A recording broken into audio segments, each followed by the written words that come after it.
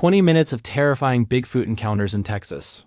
The Piney Woods Files, deep in the forests of East Texas. There are places locals refuse to enter after dark. Hunters talk about massive footprints that appear overnight. Campers hear screams. Screams that don't belong to any known animal. Truck drivers report seeing something enormous.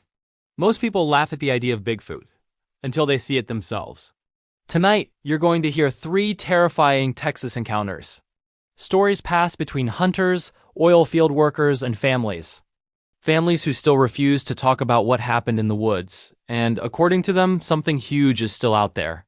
So turn down the lights and listen carefully, because these are the Piney Woods Files. Story 1. The Logging Road Creature. In 1998, Earl Whitaker worked as a logger. Outside of Jasper, Texas, Earl was the kind of man who didn't scare easily. 6'4", former Marine, heavy smoker. He'd spent most of his life in the woods and he hated ghost stories. According to Earl, if something existed in the woods, it either had teeth or it didn't. Nothing supernatural. But after what happened on County Road 417, Earl stopped going into the forest alone. The logging company had recently purchased a stretch of dense pine forest deep outside town. The area had no homes nearby, no cell service, just miles of muddy trails and towering trees. The workers immediately noticed strange things. Tools disappeared. Heavy equipment was moved overnight. And every morning, they found enormous footprints around the machinery. At first, they blamed pranksters. But Earl said the tracks were impossible. Each print looked almost human, except far too large. 15 inches long.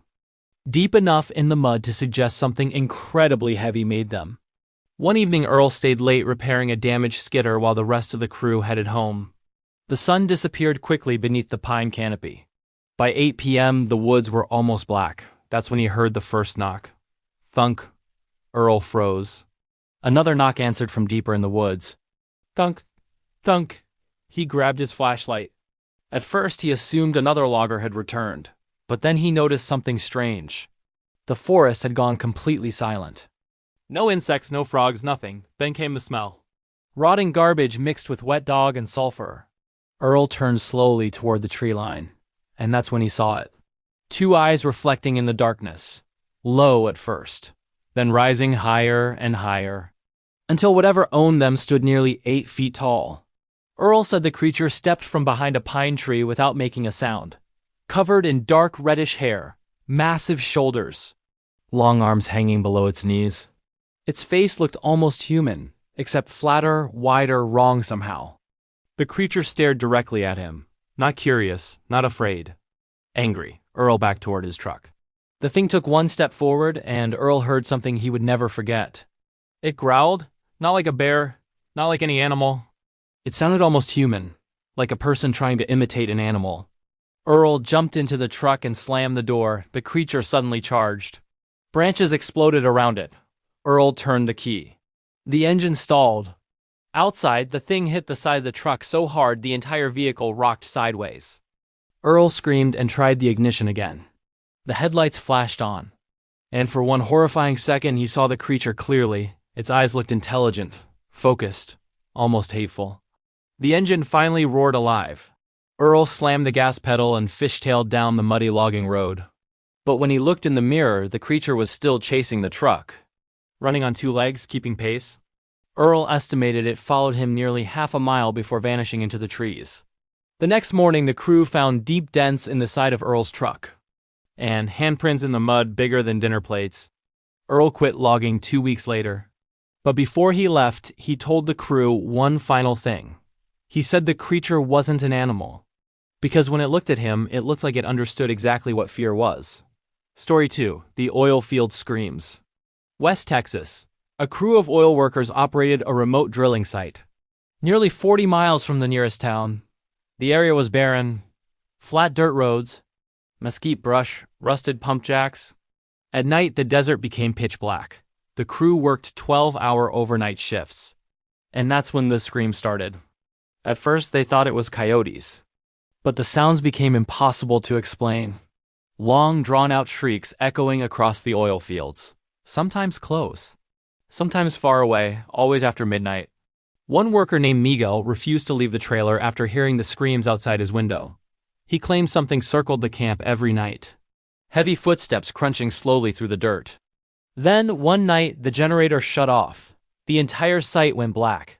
The men grabbed flashlights and headed outside. That's when they saw massive tracks surrounding the trailers. Not animal tracks, footprints, huge ones. One of the workers laughed nervously and said someone was messing with them. Then something screamed from the darkness. The sound hit them like a shockwave. Several men dropped to the ground, covering their ears.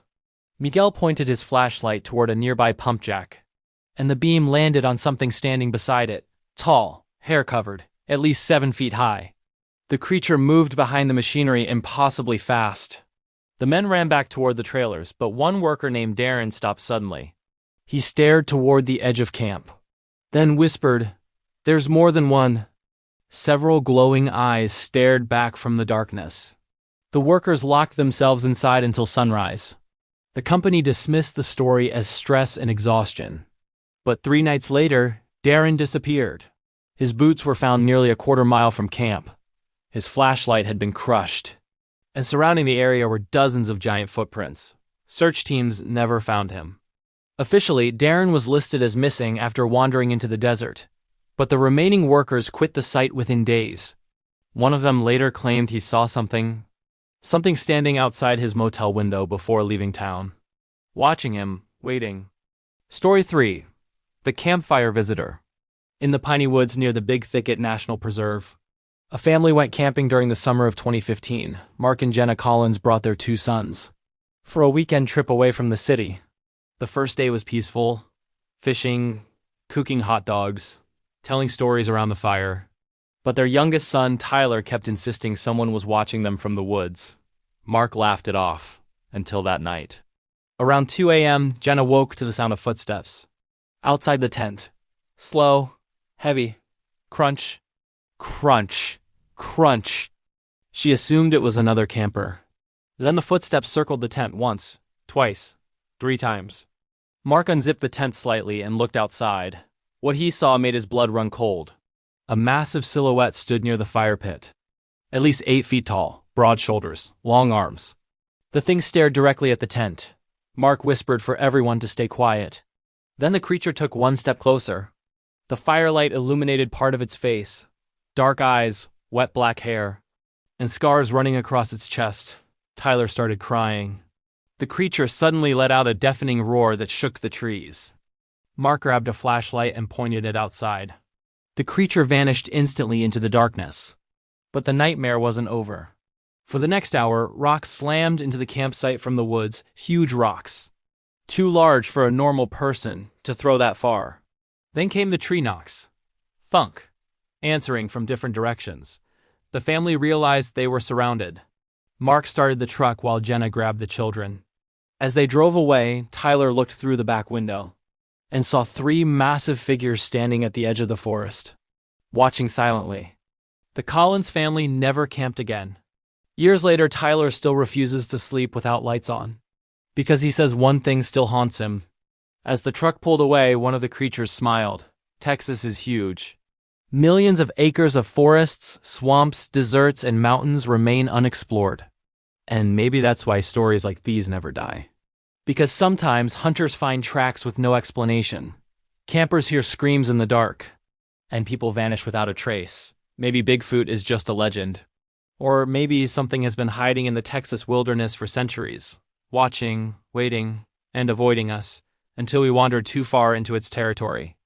So the next time you're deep in the woods at night and you hear heavy footsteps outside your camp, don't go looking for the source, because you might discover you were never alone out there. Caleb Turner had hunted the piney woods his entire life. He knew every deer trail, creek bed, and hidden dirt road stretching through the forest near the Sabine River. He laughed at ghost stories and cryptid sightings. To him, Bigfoot was just something people talked about around campfires after too much beer. That changed in October of 2019. Caleb and his cousin Ryan planned a 3-day hunting trip deep, inside a remote patch of forest nearly 20 miles from the nearest town. The area was isolated, thick with towering pine trees and tangled underbrush that swallowed sunlight even during the day. The first night felt normal. They set up camp beside a shallow creek and cooked venison over the fire while coyotes howled in the distance. Around midnight, Ryan suddenly looked toward the darkness. "Did you hear that?" Caleb listened. Thunk. It sounded like someone hitting a tree with a baseball bat, then another. Thunk. Far away. Heavy. Deliberate. Caleb smirked. Probably another hunter. But Ryan didn't answer, because the knocks were getting closer. At first the sounds came every few minutes, one knock, then silence. Then, two more. Eventually they circled the camp from different directions. Caleb stood and shined his flashlight into the woods, but the trees were too dense to see far. That's when he noticed something strange. The forest had gone completely silent. No insects, no frogs. No coyotes. Nothing. Ryan whispered, "Animals stop making noise when predators are near." Another knock exploded from the darkness behind them. This one was so loud it echoed through the trees. Crack, like a massive tree branch snapping in half. Caleb suddenly felt uneasy. Then they heard footsteps. Not quick footsteps, slow ones. Heavy enough to shake the ground. Thud, thud, thud. Something enormous was moving around their campsite, and whatever it was, it wanted them to know it was there. Ryan grabbed the rifle first. You see that? About 50 yards beyond the firelight, two massive amber-colored eyes stared at them from between the trees. Too high off the ground to be a deer, nearly 8 feet tall. The creature never moved. It simply watched them.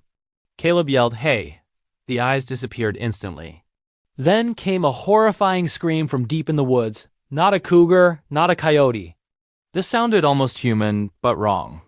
A long, guttural roar mixed with a scream of rage. Ryan backed toward the tent. "We need to leave, right now."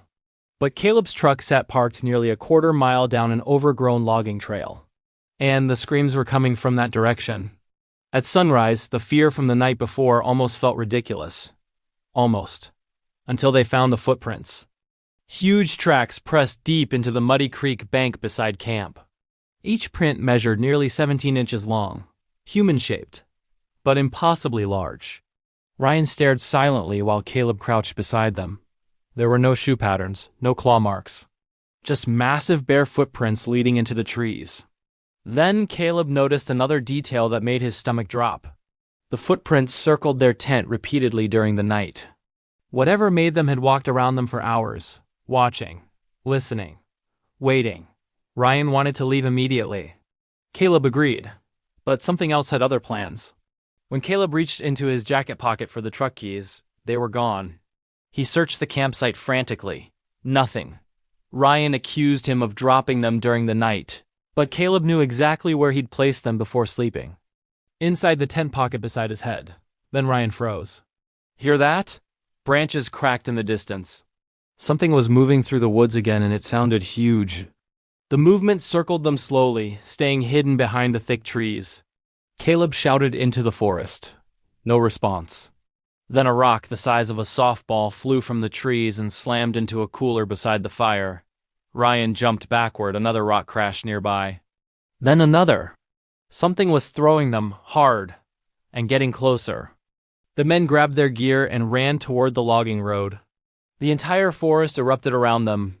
Branches snapped. Bushes shook violently. Heavy footsteps pounded through the trees beside them, matching their speed perfectly. But they still couldn't see it clearly. Only flashes of dark fur moving between the pines. Caleb later said the thing moved impossibly fast for something so large. Then Ryan screamed. A massive tree limb crashed onto the trail directly behind them. Not falling naturally. Thrown. The men sprinted harder. Finally, they reached the truck. Caleb yanked open the door and froze. The missing keys sat on the driver's seat, right in the middle. Neither man had placed them there. Ryan whispered, "It was inside the truck." Then the woods behind them exploded with another scream, closer than ever. Caleb turned slowly toward the trees. And, for the first time, he saw it clearly.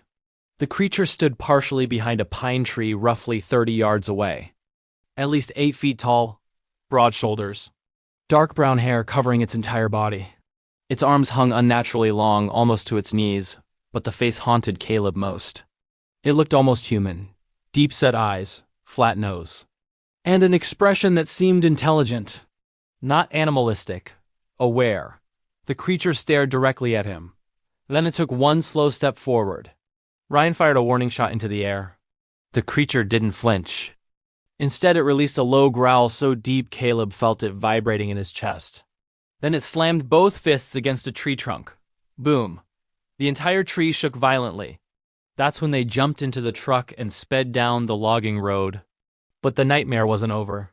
For nearly 5 miles, something followed them through the forest. They could hear crashing sounds pacing the truck from inside the trees. Sometimes ahead. Sometimes beside them.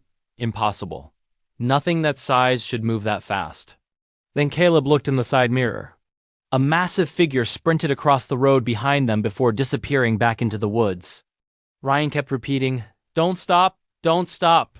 Then the truck engine died. The forest became silent again. Caleb twisted the key desperately. Nothing. Outside, branches cracked slowly. Closer. Closer. Something heavy circled the truck. The metal frame creaked softly as if something leaned against it. Ryan whispered, "It wants us trapped." Then a giant handprint slid slowly across the passenger side window. 5 enormous fingers. Human-like, but far too large. The truck suddenly roared back to life on its own. Caleb slammed the gas pedal and never looked back. The men finally reached a small ranger station near the highway. An older park ranger listened quietly while they explained everything. When Caleb mentioned the footprints and the knocking sounds, the ranger's expression changed immediately. Instead of laughing, he looked nervous. Finally, he sighed and said something Caleb never forgot. "You boys aren't the first." The ranger explained that hunters had reported strange encounters in those woods for years. Missing campsites, thrown rocks, screams at night, massive footprints. One man even vanished there in the early 1990s. Never found. The ranger leaned closer. "People think these things are curious. They're not. They're territorial." Then he added one final warning. "If you hear knocking in those woods again, leave immediately." Caleb never returned to that part of the piney woods. Neither did Ryan. Months later, another hunter reportedly found enormous footprints near the same creek where the men had camped. And locals still report strange screams echoing through the forest late at night. So if you ever find yourself deep in the Texas woods and hear something knocking from the darkness, don't answer, because something might already be watching you.